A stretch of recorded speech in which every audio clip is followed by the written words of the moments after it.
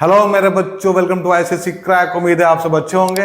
सो बच्चों, आज इस सेशन में हम लोग रेशियो एंड प्रोपोर्शन का एक बहुत इंपॉर्टेंट क्वेश्चन डिस्कस करने वाले हैं, तो ध्यान से देखना और समझना। देखो क्वेश्चन है सॉल्व फॉर एक्स। सो बच्चों, यहाँ हम लोग को एक्स का वैल्यू बताना है। यहाँ दिया हुआ है 1 + x + x² upon 1 - x + x² is equal to 13 × 1 + x upon 14 × 1 - x।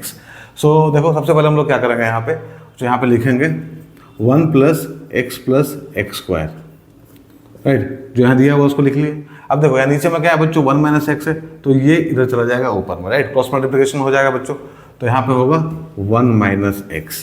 वैसे ही जो नीचे में दिया उसको लिख लो। यहाँ दिया है 1 - x + x², और यहाँ जो बच्चों RHS में ऊपर में दिया वो नीचे आके मल्टीप्लाई हो जाएगा, राइट। तो यहाँ हो जाएगा 1 + x। अब इधर है बच्चों 13/14, यही बच जाएगा, ठीक है। जो बच जाएगा उसको लिख लिए हम लोग यहाँ पे।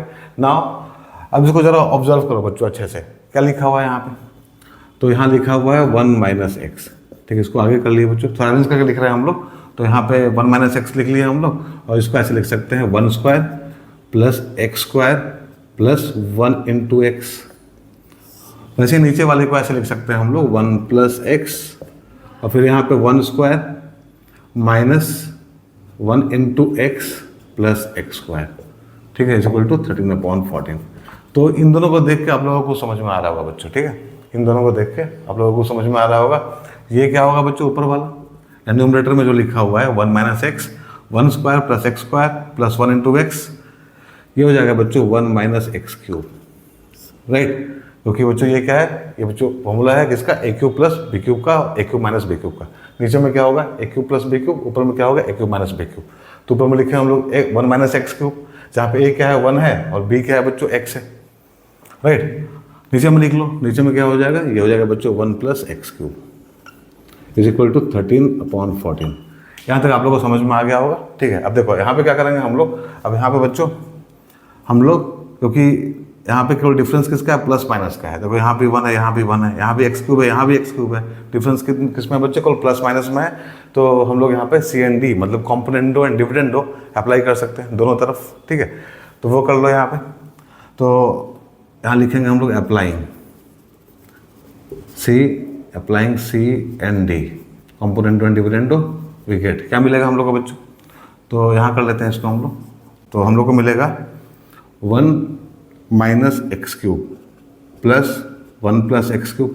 एक बार क्या करेंगे बच्चों, ऐड करेंगे, और एक बार क्या करना है हम लोग को, सब्ट्रैक्ट करना है। मतलब 1 - x³ - 1 + x³। तो एक बार ऐड किए और एक बार सब्ट्रैक्ट किए। यहाँ पे बच्चों ऐसे ही अप्लाई होता है कॉम्पोनेंटो एंड डिविडेंडो। वही हम लोग को बच्चों RHS में भी करना है।